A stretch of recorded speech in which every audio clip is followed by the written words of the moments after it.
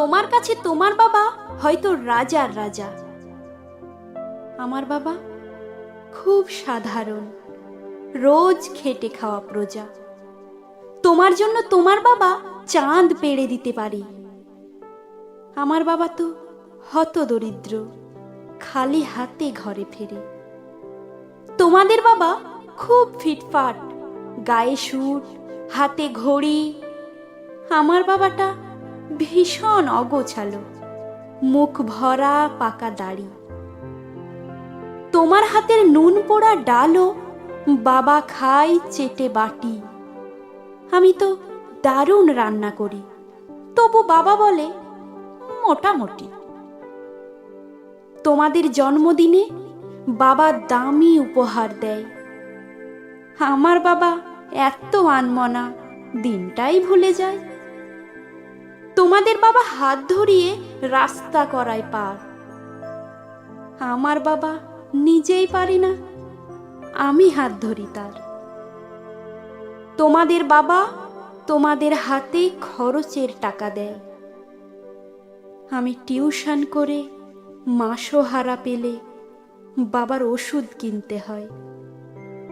তোমার বাবা রাখতেই পারে তোমায় ভীষণ সুখে, আমার বাবাও চেষ্টা করে আগলে রাখতে বুকে।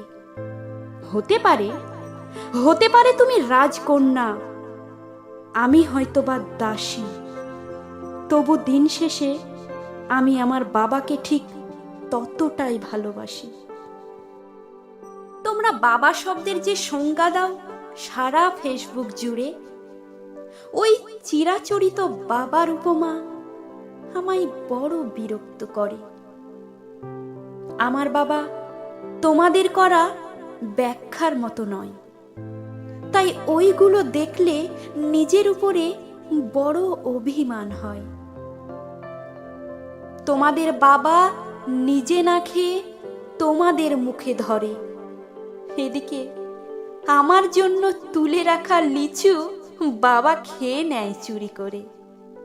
বোঝেই না উনি এত শত কথা, বড্ড সরল জানো, তাই তো এমন জটিল সমাজে ভীষণ বেমানানো। শাসন যদিও করে না তেমন, তবু খুব ধরে।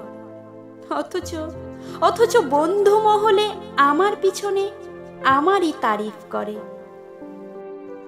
আমি নিজেও ওনাকে বকাঝকা করি ভুল করলে আকস্মাত, আবার কেউ ওনার দিকে আঙুল তুললে ভাঙতে পারি সে হাত। বাবা পরীক্ষার আগে সংশয়ে বলে, হ্যাঁ রে পাশ করবি তো বল।